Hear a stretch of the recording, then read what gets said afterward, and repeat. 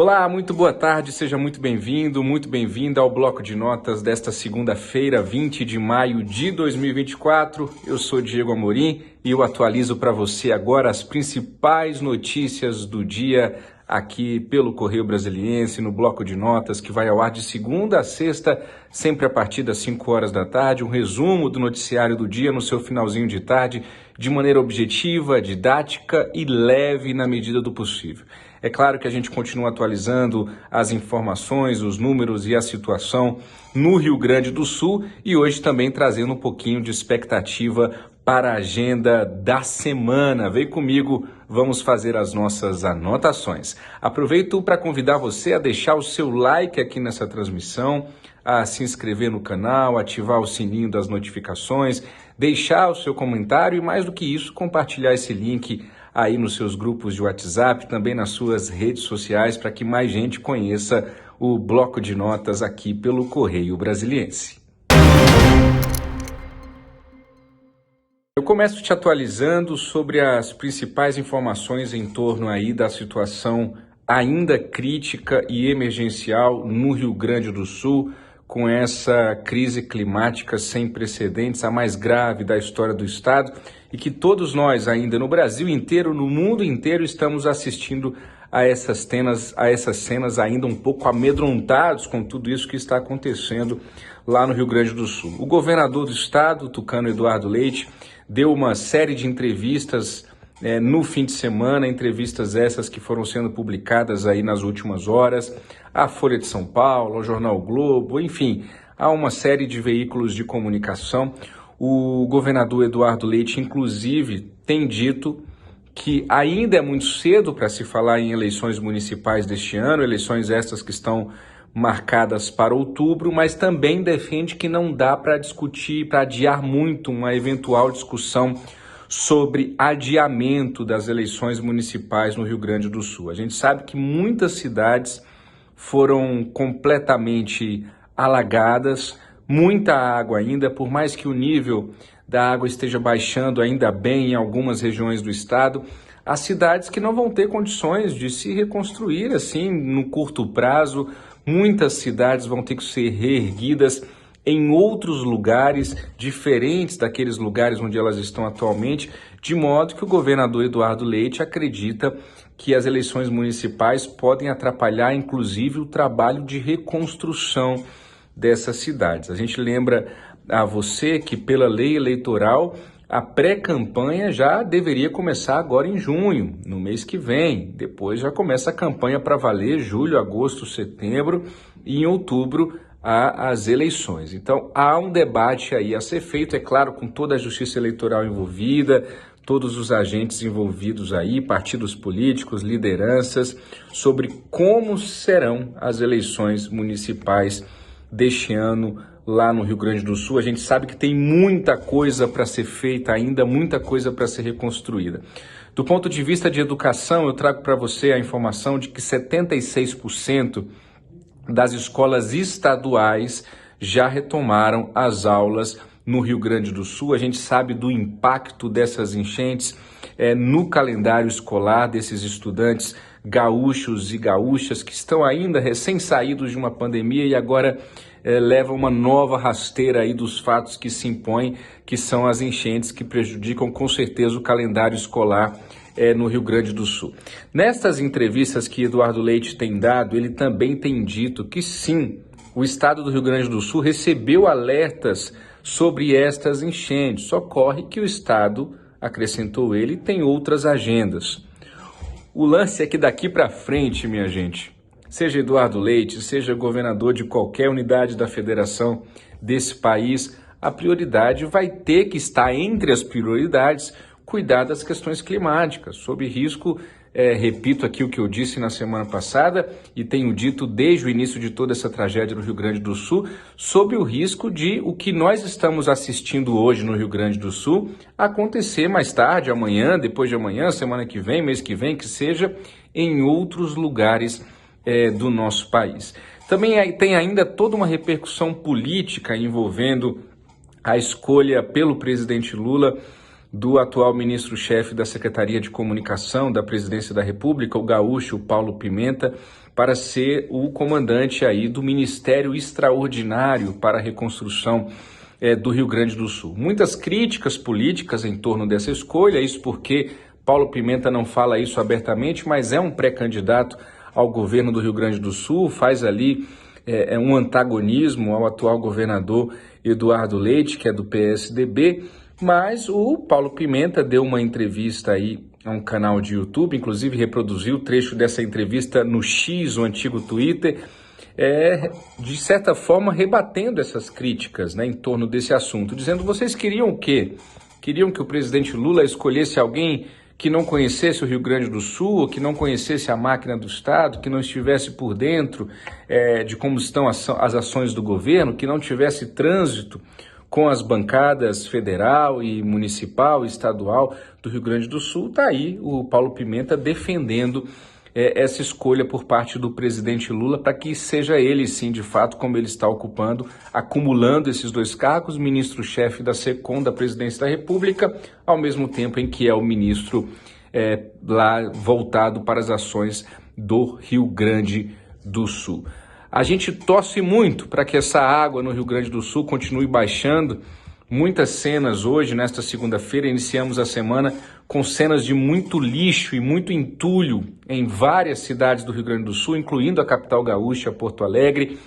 A água vai baixando e outros problemas vão surgindo, muita preocupação em relação às doenças também que podem surgir nessa fase dessa tragédia ainda em curso lá no sul do estado. Sobre o aeroporto Salgado Filho, o maior e mais importante de Porto Alegre, nenhuma previsão de reabertura, fala-se aí em fechamento até o mês de setembro, mas há quem duvide que lá em setembro o aeroporto Salgado Filho esteja pronto para voltar às suas operações, e a gente continua te atualizando aqui diariamente pelo tempo que for necessário no bloco de notas do Correio Brasiliense sobre as principais situações lá no Rio Grande do Sul. A gente vira a página agora do nosso bloco de notas e você vem comigo.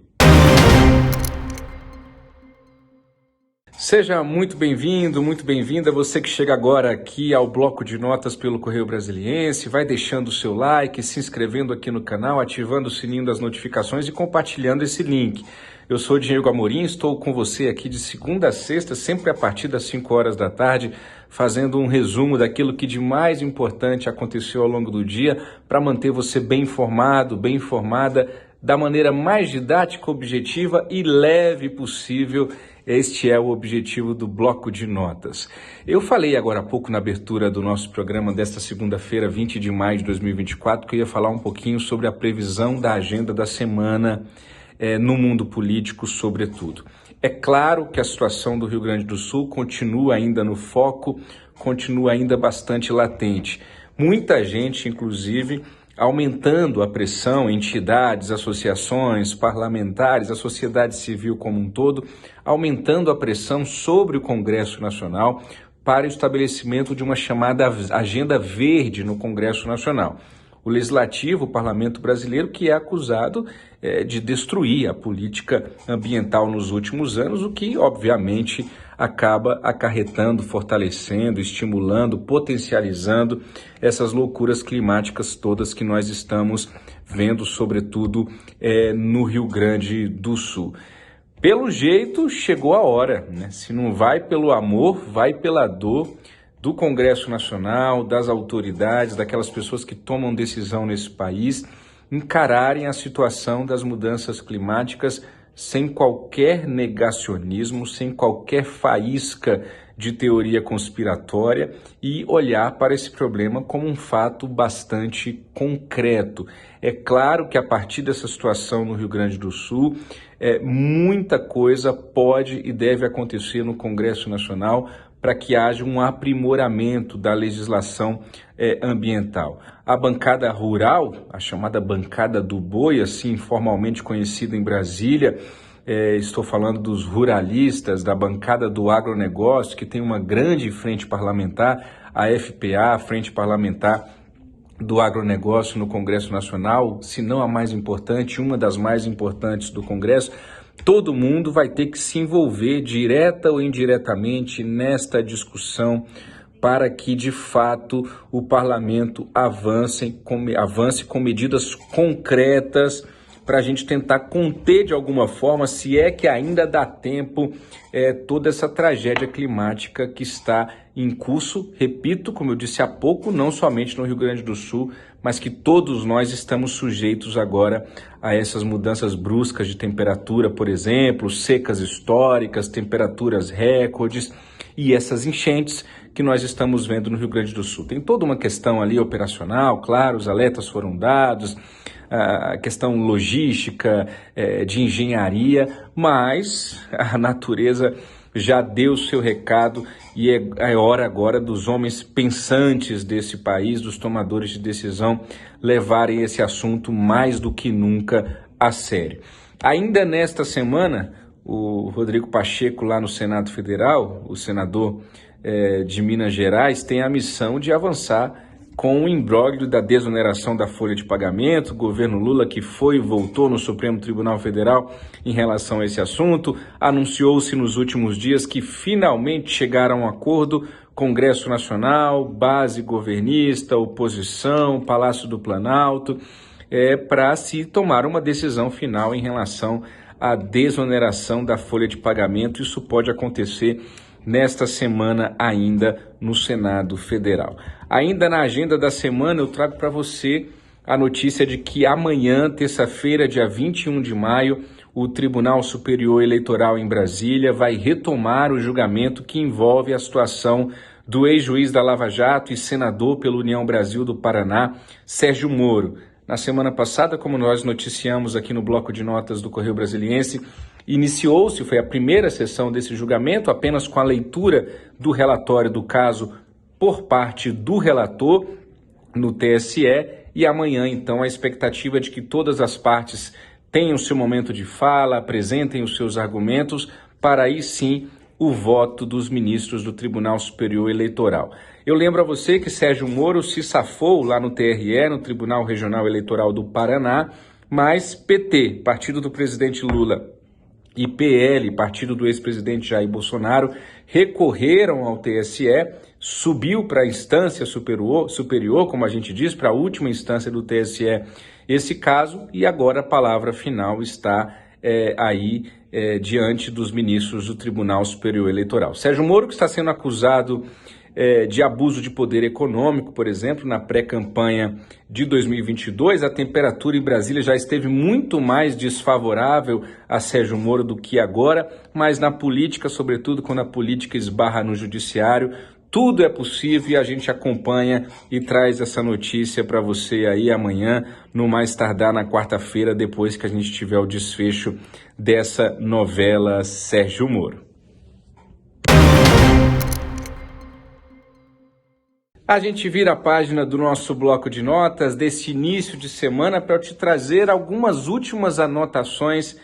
sobre as quais você não pode ficar sem saber aqui, para se manter bem informado, bem informada comigo, Diego Amorim, nesta edição de hoje do bloco de notas do Correio Brasiliense. Primeiro, voltando ao assunto da chuva, eu digo para você que as chuvas estão avançando em outro estado da região sul do país, dessa vez em Santa Catarina. 8 cidades já decretaram emergência e mais de 950 pessoas, quase 1.000 pessoas, esse é o dado oficial de agora há pouco, antes desse programa ir ao ar, já precisaram deixar as suas casas lá em Santa Catarina. Falando de Brasília, do TSE, que eu comentei agora há pouco, que amanhã vai retomar o julgamento de Sérgio Moro, eu trago para você a informação também de que Carmen Lúcia aí está prestes a assumir oficialmente o comando do Tribunal Superior Eleitoral, a ministra do Supremo Tribunal Federal, do STF, que vai acumular, claro, porque são 7 ministros do TSE, sendo que 3 deles são também ministros do STF, Carmen Lúcia, que vai comandar aí a Corte Eleitoral do nosso país durante as eleições municipais